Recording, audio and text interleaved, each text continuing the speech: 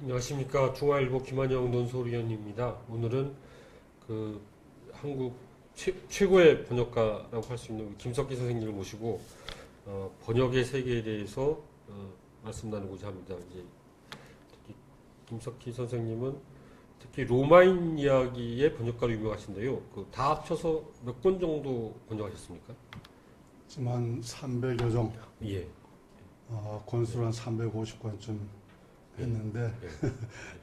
많이 했다는 게 뭐 꼭 자랑스러운 건 아닌데 당연히 지금 뭐 예스 입사나 그런 데 들어가서 보니까 한 300권 정도가 지금도 살아서 움직이고 예. 있더라고요. 그러니까 지금까지도 읽히는 책을 번역했다라고 하는 게 굉장히 좀 예. 다행스럽고 예. 즐거운 일이죠.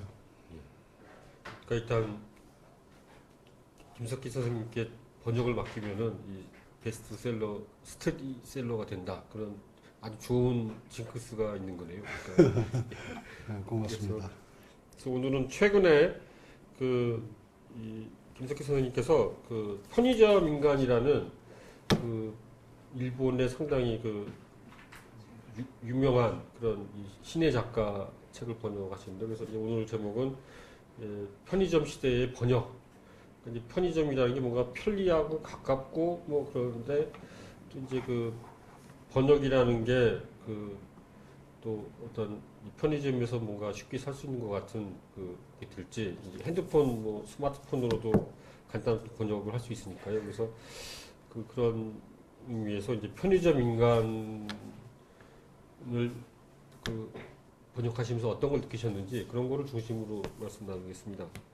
이제 아까 말씀하신 그 350여 종이 넘는 번역하신 책들 중에서 이 편의점 인간은 이 김석기 선생님의 그 번역 세계에서 어떤 의미, 위상을 차지하게 될까요?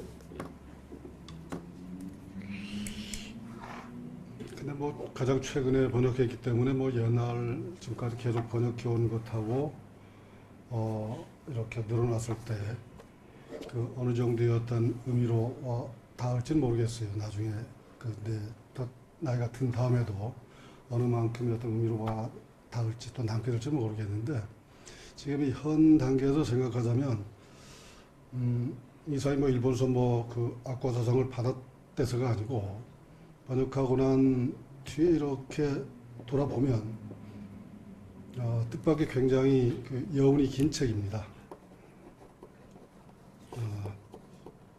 그 다른 말로 표현하자면 굉장히 층위가 좀 다양하고 굉장히 복합적인 그런 구조를 가지고 있는 책이 아닌가 하는 생각을 하죠. 제가 번역했기 때문에 뭐 물론 좋아하는 쪽으로 이렇게 평가를 내릴 수 있는 건 뭐 분명히 있겠지만, 그럼에도 불구하고 어느 정도 거리를 둔 어느 정도 시점이 지나기 때문에 다시 한번 읽어봐서도 그런 생각을 몇 가지로 하게 됩니다. 이 소설의 어떤 구성이나 그런 것만 보면 아주 그냥 이 분량이 작은 것만큼 굉장히 단순해요. 뭐 편의점이라고 하는 아주 그냥 좋은 공간, 거기에 들락날락 거리는 뭐 손님 아니면 스태프들, 직원들, 그런 사람들 사이의 어떤 관계들, 그거를 이제 묘사하고 있는 건데, 한꺼풀 벗겼고 안쪽으로 들어가 좀 살펴보면 굉장히 우리한테 생각할 거리를 많이 던져주고 있는 그런 작품이라는 생각을 합니다. 우리가 지금까지 접한 뭐 소설이나 뭐 영화를 보면 그 미래를 그리는 어떤 그 형태를 볼 때 그 로봇을 상정하죠. 로봇을 상정하면 원래 매뉴얼대로 이렇게 돌아가야 할 로봇이 어느 날 반란을 일으키고 그리고 인간을 지배하는 어떤 디스토피아의 어떤 세계를 그렇게 그리는 경우가 많습니다. 근데 이 책은 오히려 반대예요. 자유롭게 살아도 되고 모든 걸 자기 스스로 의지에 의해 가지고 선택할 수 있는 조건을 갖고 있고 여건을 가진 인간이 어느 날부터 매뉴얼에 빠져가지고 매뉴얼대로 움직이는 것이 편해지는 그런 존재. 그러니까 어떻게 보면 로봇 같은 인간이 돼버리는 그런 지경을 지금 그리고 있다는 거죠. 그러니까 이거는 아까 말한 로봇이 인간한테 반란을 일으킨 그 미래가 디스토피아라고 했을 때 이 편의점 인간형이 되어버린 인간, 이런 인간들이 사는 미래는 우리한테 어떤 의미로 올 것인가, 이런 생각을 하게 되는 것도 그렇고, 그리고 이 책이 나오는 것하고 견줘서 또 한번 생각하고 싶은 게, 거의 한 세기 전에 나온 에리 프롬이라고 하는 사람이 쓴 자유로부터의 도피라는 책입니다. 근데 이 책은 한 세기 전에 나온 건 아니죠. 나오기는 오래전에 그 후에 나온 거지만 그 시대의 배경이라고 하는 것이 20세기 초를 기반으로 합니다. 인간한테 주어진 자유가 버거워져서 힘이니 권위니 여기에 예속하고 하는 인간의 어떤 욕망을 그린 게 그 책이거든요. 근데 100년이 지난 지금 와서 이 편의점 인간은 주어진 자유가 이게 버거운 게 아니라 불편해진 거예요.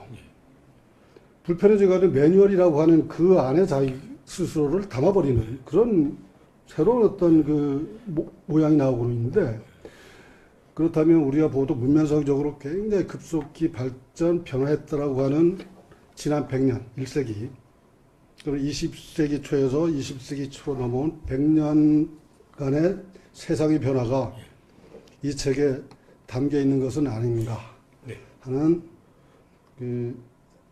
뭐라고 합니까? 하는 독해한 방법도 있을 것이다. 그런 생각을 하면서 아까 처음 말씀드린 그런 느낌을 받는 겁니다. 이 작품의 속의 인물도 이제 편의점 알바고요. 또 이제 이 저자인 그 무라타 사야카 씨도 이제 편의점 알바를 하면서 이제 이 소설을 쓴 건데요. 근데 이제 소설 속에서는 이제 사실 편의점 알바가 된 이유가 뚜렷하게는 안 나타나 있는 것 같고요. 근데 이제 뭔가 좀 이 작품 속 인물이 이제 뭔가 좀 특이한 인물로 나오거든요. 근데 이 저자는 이제 베스트셀러 작가가 이 꿈을 꾸고 소설을 쓰기 위해서 편의점 알바를 한 거고, 또 작품 속 인물은 뭔가 좀 특이하고 좀 기이한 사람이기 때문에 알바를 하는데, 사회 속 현실은 사실 알바하기 싫고 그냥 대기업체 취업하고 싶은데 이게 안 돼서 하는 거거든요. 그래서 저는 어떤 느낌을 받았었냐면은 뭔가 현실을 한번 비튼 건 아닌가 그런 생각도 좀 했었습니다.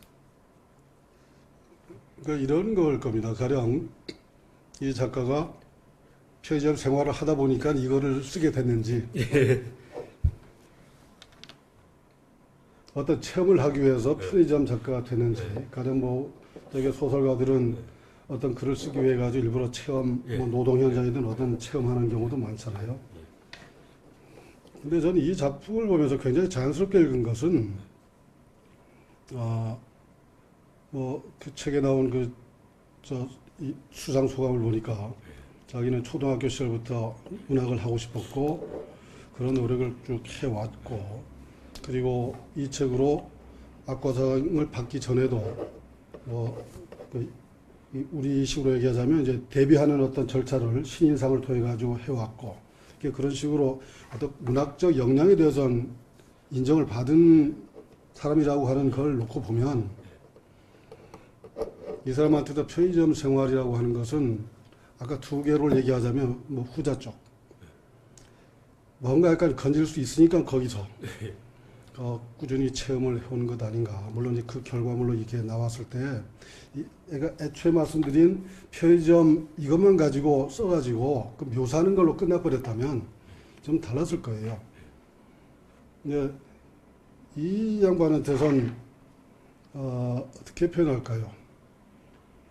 그 엔딩에 이 작가가 겨냥했던 주안점이 전 있다고 생각을 합니다.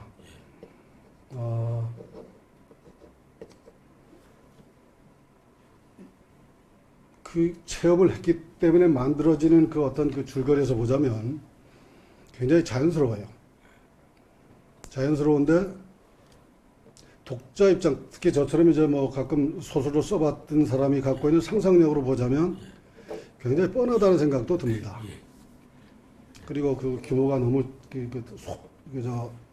너무 작은 어떤 규모에서 뻔한 어떤 이야기로 흘러간다는 게 문학적으로 굉장히 약점이 될 수 있습니다. 근데 아마 그 약점을 이 작가는 스스로 알았다는 생각을 해요. 왜냐하면 거기에 변화된 거기에 묘한 장치를 하나 집어넣습니다. 연구하면 처음엔 온갖 뭐 차인벨 소리부터 이렇게 흘러나오는 편의점 소리예요. 그러다 후반에 가서 편의점을 떠난 다음엔 편의점의 목소리가 들리기 시작합니다. 그냥 일반적으로 우리가 소음처럼 들리는 소리하고 목소리는 전혀 다르죠. 목소리는 어떤 그 목적을 가지고 의지를 가진 또 다른 소리란 말이에요. 그리고 나를 유혹을 하거나 아니면 권고하는 목소리일 수 있고 질책하는 목소리일 수 있고, 자, 어느 순간부터 목소리라고 하는 단어로 바뀌면서 이 사람으로 하여금 변화되려고 했던 그 주인공을 다시 이렇게 끄집어내서 저쪽으로 가게 만드는 거죠.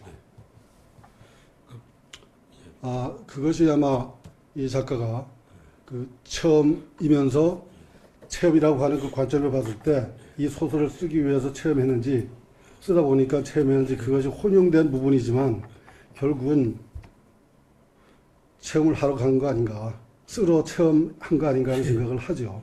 예. 그 훌륭한 번역가가 되려면 그 김석희 선생님처럼 이렇게 일종의 작품 분석, 또 비평을 하면서 번역을 해야 됩니까? 아니면은 꼭 그렇지는 않습니까? 근데 저는 뭐 번역할 때 작품을 비평하는 입장에서 뭐 꼭 이렇게 읽거나 그러지는 않습니다. 그리고 번역하는 입장이라고 하는 것은 굉장히 수동적인 작업이고, 또 다른 말로 하면 그림자 같은 역할이에요. 그런 번역가가 나서는 것, 그건 굉장히 그 뭐 꼭 온당한 건 아니죠. 저는 아마 오늘 이 자리에도 그런 맥락으로 따졌으면 나올 자리는 아닌데, 근데 어쨌든 작가는 이 자리에 올 수 없고, 그렇다면 이 책과 관련해서 그냥 단순하게 조금 더 읽는 어떤 방식, 독해의 어떤 방식을 이런 것도 있을 수 있다라고 하는 것을 좀 소개한다는 차원에서 오늘 나왔다고 그렇게 이해해 주시면 됩니다. 그것도 이제 이 책도 그렇지만은 일단 일반인들이 그 번역가의 세계에 대해서 또 워낙 모르고 그렇기 때문에요. 그런 어떤 상식을 좀 독자분들께 전달한다는 의미도 있습니다. 그런데 이 번역을 또 이 일본어뿐만 아니라 또 영어, 프랑스어 번역도 하시는데요. 그러니까 이제 서울대 불문과를 나오셨기 때문에 영어는 뭐 쉽게 하셨을 것 같은데 약간 동떨어진 언어 아닙니까, 일본어는? 근데 일본어는 어떻게 공부하시게 됐습니까? 그걸 제가 불문과 나온 다음에 국문학과로 학사 편입을 했어요. 학사 편입해가지고 그때 공부하고 싶었던 게 현대시였습니다. 근데 우리나라 경우 현대시라고 하는 결국 일제강점기하고 겹치기 때문에 뭐 어떤 식으로도 일본어를 공부 안 할 수 없어요. 그래서 그때는 뭐 지금처럼 번역으로 먹고 살기 위해서 일본어 배운 건 아니고, 이 학문의 어떤 도구 차원에서 그걸 배웠는데 지금은 먹고 사는 방편이 된 꼴입니다. 그러니까 이 번역을 빨리 또 정확하게 하려면은 그 번역가의 머리에는 그 사전이 막 여러 권 들어가 있어야 되는 거 아닙니까? 그러면 거의 뭐 그 선생님 머릿속에 국어 사전, 일본어 사전, 뭐 영어 사전, 프랑스어 사전이 다 들어 있습니까? 어떻게? 아니면 이렇게 좀 찾아보시고 하시나요? 그때 기본적으로 보면 참 두뇌 그 구조가 참 희한하고 참 신비로운 건 맞습니다. 이게 뭐 영어 사전이 전부 들어가 있거나 뭐 일어 사전이 전부 들어가 있는 건 아니지만, 되게 읽으면서 어느 정도 뜻을 파악할 수 있는 정도의 그 어휘는 여기에 담겨 있는데, 우리가 뭐 어떤 컴퓨터 쓰다가 보면 소트라는 말 쓰죠. 이렇게 정렬 쫙 되는. 어느 날 영어 번역하려면 머릿속에 있는 어휘의 사전 중에 이 영어 사전 쫙 소트가 되고, 뭐 이러하게 되면 이러 소트, 이런 그 구조가 신비롭다는 생각을 할 수밖에 없는 게 있어요. 전 그랬다고 뭐 여기 그 사전적 그 뜻풀이 그것만 가지고 번역하는 거는 굉장히 그건 넌센스죠. 그러니까 원래 어휘가 사전에 등재될 때는 그 단어는 죽은 단어, 그래서 사전은 죽은 낱말의 어떤 그 무덤이라고 하는 표현도 쓸 수 있는 건데, 특히나 이제 이번 그 편의점 인간 같은 경우는 이게 아주 젊은 여자가, 그리고 정말로 아주 그냥 그 최근 우리 삶의 어떤 그 모양을 그대로 그냥 그 반영하고 있는 그런 무대를 배경으로 해가 쓴 거기 때문에 뭐 이런 사진을 뭐 펼쳐가지고 계속 거기서 뭐 뜨풀이하면서 있는 건 아니고, 그리고 이 할 때도 굉장히 좀 중요한 것들이 있어요.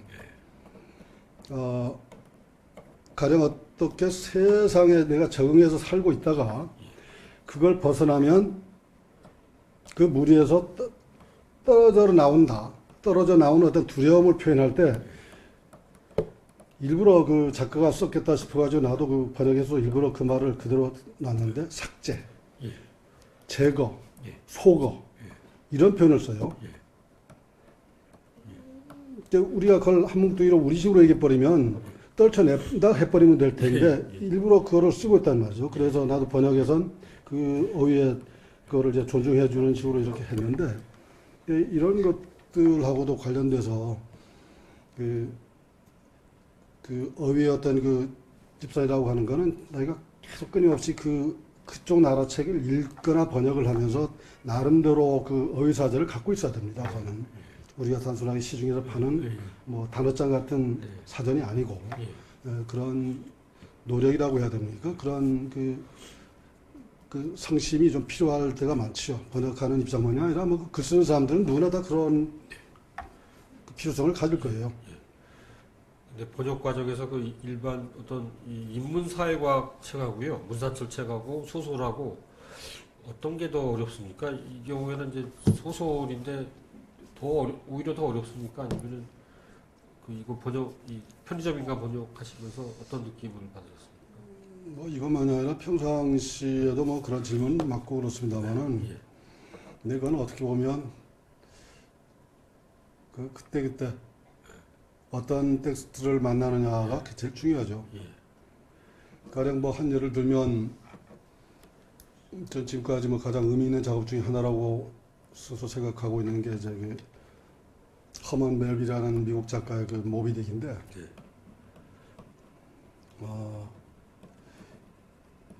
이 책은 제가 스스로 자존심 구길 거 생각해가지고 번역을 중간에 그만둘까 했던 생각을 서너 번 했던 책입니다. 그만큼 힘들었다는 얘기죠. 근데 아마 내가 그 단순하게 영어만 알았다면 이 책은 번역할 수가 없었고 번역이 불가능했을 거예요. 왜냐하면 그 텍스트에 쓰인 영어가 19세기의 미국식 영어인데다가 거기에 비문 혹은 비유 이런 게 항상 그냥 수시로 나옵니다. 막 그냥 한마디로 하면 난삽한 그 표현들이 많아요. 근데 나는 네이티브도 아닌 처지에서 영어를 좀 암내가지고 우리나라로 옮긴다는 게 굉장히 이제 지난했던 일인데, 다행히 그 일어하고 불어를 알기 때문에 그쪽에서 이루어진 뭐 학문적 혹은 번역상의 어떤 성과들을 내가 좀 참고할 수 있었다는 게 굉장히 도움을 받은 거예요. 뭐 그런 경우엔 뭐 소설이 어렵다가 아니라 그 텍스트 자체가 갖고 있는 어려움 때문에 힘들었던 것 같아요. 그런 식으로 따지면 이번에 그 표점 같은 경우는 굉장히 좀 크게 어렵지는 않았던 겁니다. 그래서 좀 빨리도 끝낼 수 있었고. 근데 어쨌든 이런 건 있을 거예요.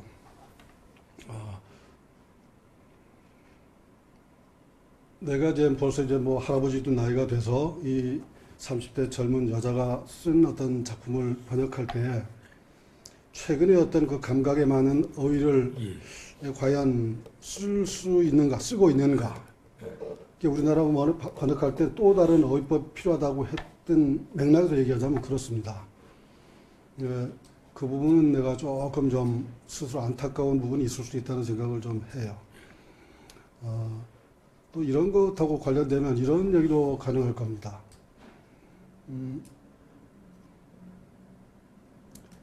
그러니까 이 작품의 맨 마지막에 가서 그 주인공은 편의점으로 다시 돌아가는 그런 걸로 끝나는데, 아마 그 엔딩이라고 하죠. 끝맺음을 다른 식으로 할 수 있을 것이다. 어떻게 하냐. 그러니까 길 건너편에서 길 건너편에 있는 불 켜진 그 편의점을 보면서 저기로 갈 거냐 말 거냐 하는 그런 약간의 그 경계에 있는 상태로 끝내주는 게 어떻게 보면 문학적이라는 판단, 평가를 할 수도 있어요. 근데 요새 젊은 독자들은 그런 식으로 했다면 기존의 어떤 문학 문법 거기에 너무 얽매인 거 아니냐는 그런 비판도 할 수 있다 그런 생각을 하는 거죠.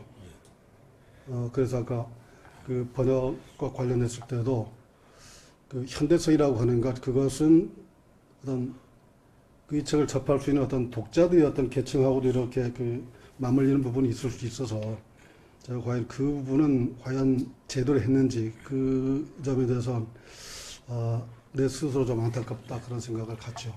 예. 아까 이제 김 선생님이 번역하신 대부분의 책들이 베스트셀러, 스테디셀러고 아직도 300종이 이제 아직도 팔리고 있다 그랬는데요. 이게 아주 좋은 책 같은데 편의점 인간을 번역하시면서 이거 좀 팔린다 이렇게 생각이 드셨습니까? 아니면 이게 안 팔리지만 이렇게 그냥 번역하자 생각하시겠습니까? 아까 조장이 잠깐 말씀드렸지만 책을 이런 게 중요합니다. 예.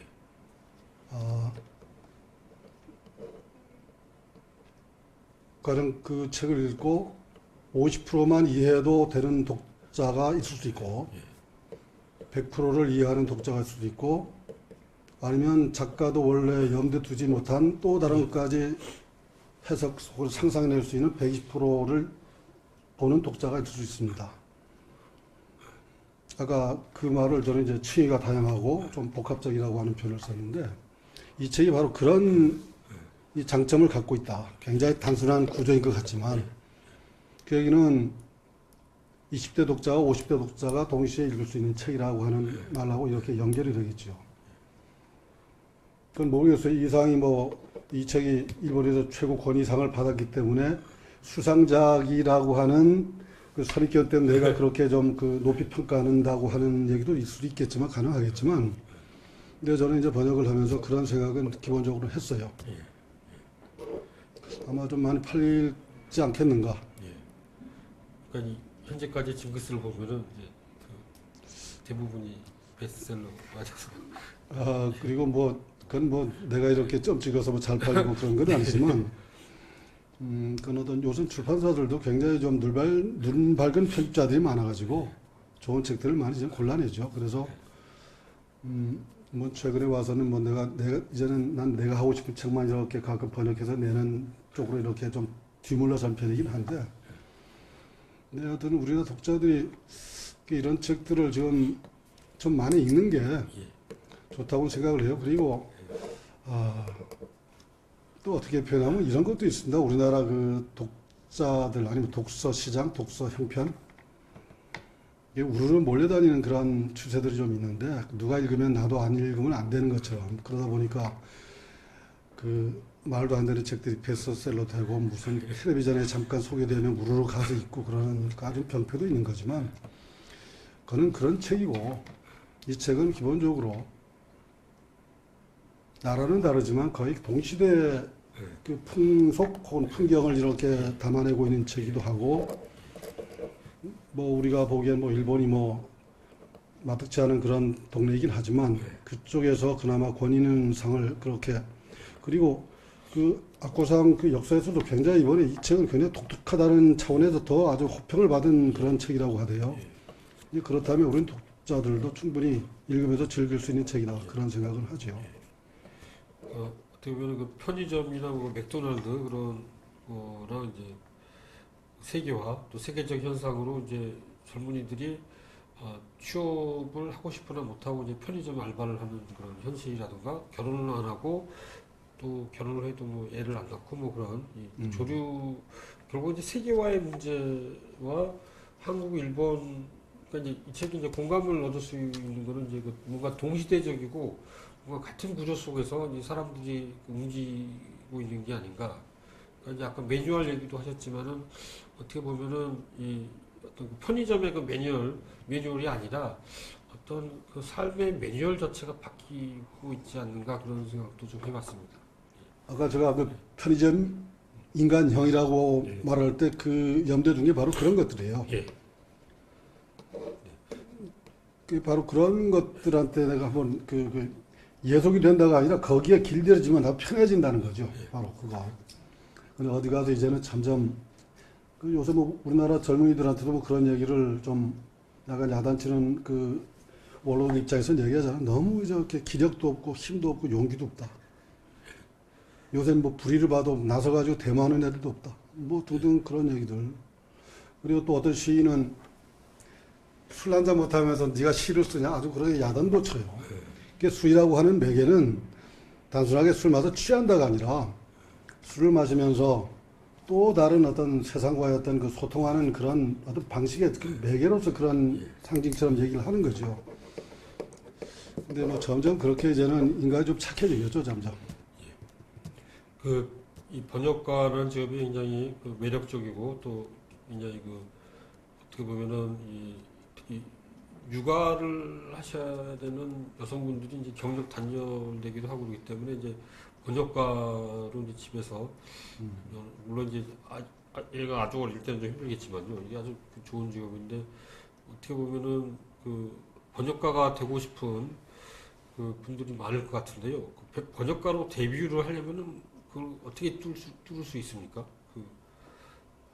근데 우리나라 체제에서 뭐 우리나라만이 아니죠. 어디나 마찬가지지만 무슨 문학에서 그 신춘문예 아니면 무슨 잡지에 그 추천을 받거나 이런 제도가 뭐 번역에는 없죠. 그리고 있을 수도 없고. 근데 뭐 결국은 출판사하고 아름아름 어떤 소개를 이렇게 연결돼서 그 번역을 해보고 하면 아, 잘한다 싶으면 또 그 출판사에서 다시 맡기고 이런 형태로 가는 수밖에 없는데 저도 이제 번역하는 쪽에서는 굉장히 원로급이 돼가지고 번역을 하고 싶어하는 사람들한테 어떤 뭐 말을 줄 수 있냐 그런 질문도 가끔 인터뷰하다 보면 듣고 그렇습니다. 근데 아까 그 여성분들이 육아도 하면서 집에서 아르바이트처럼 하는 번역 과연 그게 온당한 거냐에 대해서는 저는 좀 좋게 생각은 하진 않아요. 번역도 이게 내공이 있어야 되고 지식과 성심과 노력이 굉장히 필요한 직업입니다. 이게 슬슬슬 무슨 그건 아니죠. 이제 그래서 이제 전념하는 번역이 굉장히 중요하고 그런데 이제 우리나라 형편에서 이 번역이라고 하는 것을 직업으로 삼아서 처자식을 먹여 살릴 수 있는가 그런 쪽으로 가면 굉장히 좀 난감해지고 굉장히 당혹스럽죠. 근데 뭐 어떻든 굉장히 좀 중요하고 의미 있는 일이에요, 이게. 그리고 근데 전 이런 생각을 해요. 꼭 뭐 베스트셀러가 되는 그런 책을 뭐 번역해서 자기도 조금 도움받는다가 아니고 꾸준히 어느 정도 자기 그 내공이 쌓이고 실력이 쌓을 때까지 꾸준히 하다 보면 객관적으로도 나아지고 객관적이던 인식도 해서 좀 그런 저런 번역률도 높아가고 등등해서 그 좋아지는 것이 처음서부터 뭐 다 이룬 것처럼 이렇게 할 필요는 없다. 그러니까 번역가가 되려면은 직업으로서 번역가가 되려면 일단 이제 그 어학을 잘해야 되고 또 이제 깊이 있는 사고력을 얻기 위해서 책을 많이 읽어야 되고 어느 정도 그걸 갖추긴 한 다음에는 결국에는 공식적인 이 번역가 등용 시스템이 없기 때문에 그냥 출판사 부근에서 이렇게 좀 이렇게 얼쩡거리면 되나요? 그러면 이렇게 글쎄 우연찮게 자리가 생기고 그런. 근데 그런 경우는 뭐 굉장히 그 다양한 형태로 이루어지기 때문에 뭐가 이렇게 옳다 그런 식으로 얘기하기는 저도 이제 힘들어요. 근데 이런 건 필요할 겁니다. 번역가로서 내가 이제 그 인생을 살겠다 싶으면 그만큼 노력을 해야죠. 뭐 어디나 마찬가지로 노력해야 되는 거지만, 근데 기본적으로 외국 실력을 갖고 있는 거는 그건 뭐 필요 조건. 근데 그거를 번역이라고 하는 거는 우리나라 말로 써야 돼요. 머릿속에서 막 이렇게 읽어가지고 뜻을 안다고 그래가지고 그거를 말로는 할 수 있지만 그걸 글로 써가지고 책이 나오지 않으면 번역이라고 하는 과정이 완결이 안 된 거란 말이에요. 그럼 완결되려면 책으로 써야 돼요.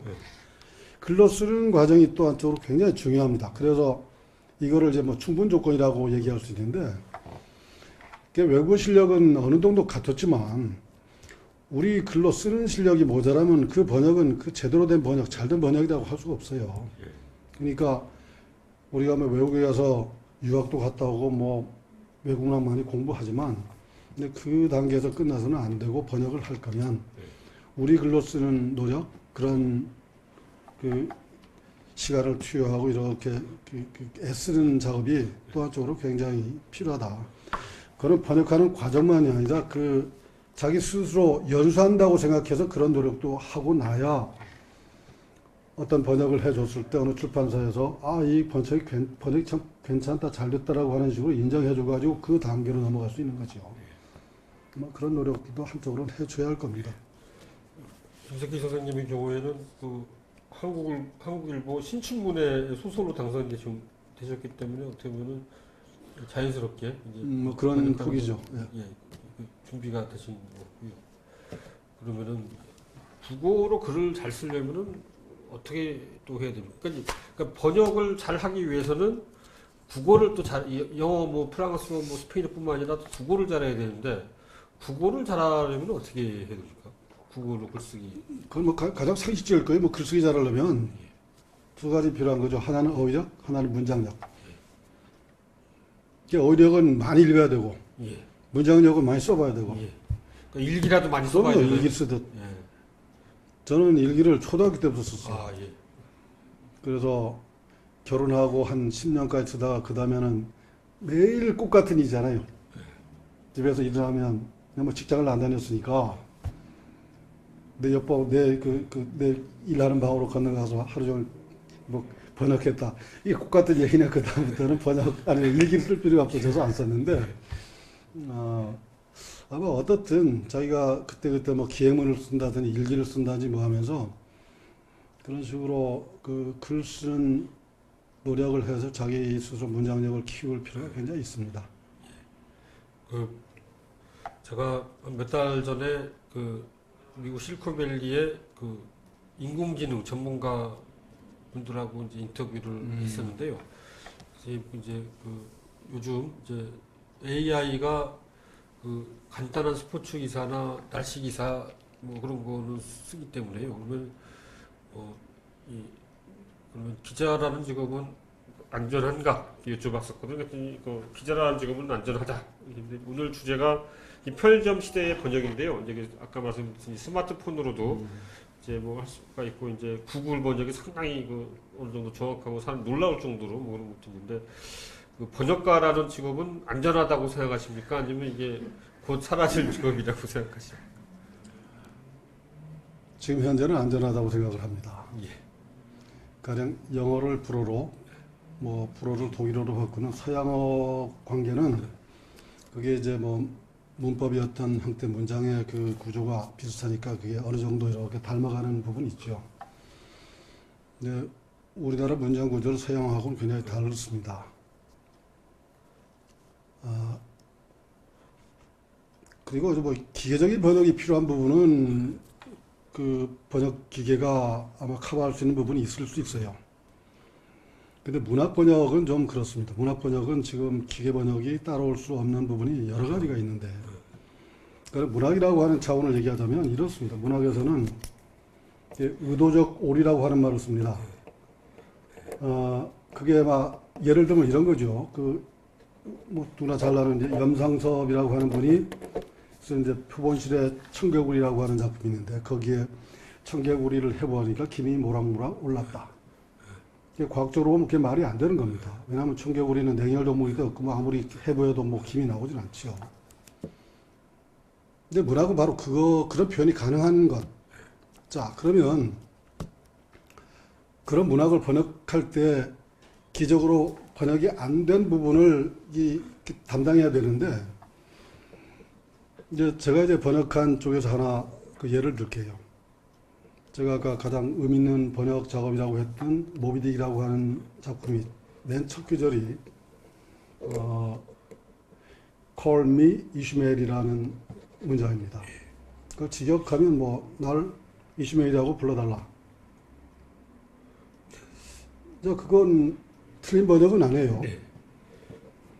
근데 번역이라고 하는 건 또 다른 차원에서 보면 문학적 그 맛이라고 하는 게 또 한쪽으로 필요한 건데, 이게 틀린 번역은 아닌데 그런 맥락에서 보면 굉장히 좀 밋밋하고 좀 그래요. 그거 뭐 누구나 할 수 있는 그건데. 그리고 거기에 뭐 나오는 이제 이슈메이라고 하는 그 캐릭터를 봐도 그걸로는 좀 뭔가 좀 미흡한 느낌. 그래서 전 그 번역을 내 이름을 이슈메리라고 해두자. 이렇게 하니까 번역은 원문은 비틀었지만 뭔가 호기심도 가고 그 뭔가 아까 그 맛이 좀 더 나요. 이제 번역에서 바로 이런 의도적인 어떤 그 빈틈이 가능하다는 거죠. 특히 문학적 번역일 때 이런 빈틈이 그 문학성 혹은 문학적 효과를 더 높여준다고 할 때 그게 번역이 더 좋은 번역이라고 우리가 얘기한다면 기계적인 번역하는 이제 번역기계 과연 그 수준까지 번역할 수 있는가? 그거는 택도 없다. 그래서 저는 안심하는 쪽입니다. 그러니까 영어와 스페인어, 뭐 영어와 프랑스어 간의 번역은 한 20년 전 것도 쓸만했거든요. 근데 문제가 한국어와 영어가 제일 문제가 아닐까. 그리고 또 한국어와 일본어도 그런 대로 이제 뜻은 통하게 된 것 같은데요. 그러니까 일단은 그 번역가라는 직업이 하여튼 그 몇십 년간은 안전하겠네요, 그죠? 예. 뭐 내가 죽기 전까지는 뭐 그래서 괜찮죠. 예, 이 책에 대해서 이게 시간 좀 됐기 때문에 그 좀 하실 말씀 있으면 하고 이제 오늘 끝맺도록 하겠습니다. 예. 뭐 아까 그 주고받는 말 중에 얘기했던 거 뭐 그 결론 삼아 다시 얘기합니다만 이거는 어디에 있건 그 세대를 불문하고 어디에 있건 읽어도 생각할 바가 있는 책. 근데 이게 굉장히 중요하죠. 그리고 우리가 보통 뭐 무슨 세상을 어떻게 살아라 뭐 등등 하는 그런 아주 그냥 그 고리타분한 책도 아니고 읽으면서 굉장히 재미있습니다. 그리고 우리가 맨날 들고 나는 게 이제 요새 편의점이란 말이에요. 우리가 살고 있는 바로 현장 길목에 가면 있는 것들이 편의점인데 그러면 거기서 사는 알바하는 사람들은 어떤 식으로 살고 있는지 그리고 거기 드나드는 사람은 어떻게 드나드는지 또 나는 드나들 때 어떤 기분을 가지고 드나들어야 하는지 이런 것들을 돌아보게 만드는 그런 부분도 있을 것이다. 그래서 굉장히 중요한 어떤 그 의미를 좀 얻을 수 있다. 그래서 이 책을 좀 많이들 읽으세요. 이 책을 그 편의점에다가 갖다 놓고 팔면 좀 많이 팔릴까요? 아, 전 그것도 아주 좋은 생각이네요. 뭐 요새 편의점 많은데 그쪽하고 또 제휴를 해가지고 좀 그렇습니다. 여러 가지 좋은 말씀 감사합니다. 예, 그럼 저는 또 다음에 뵙겠습니다. 아, 예, 맞아요. 수고하셨습니다. 감사합니다. 수고했습니다.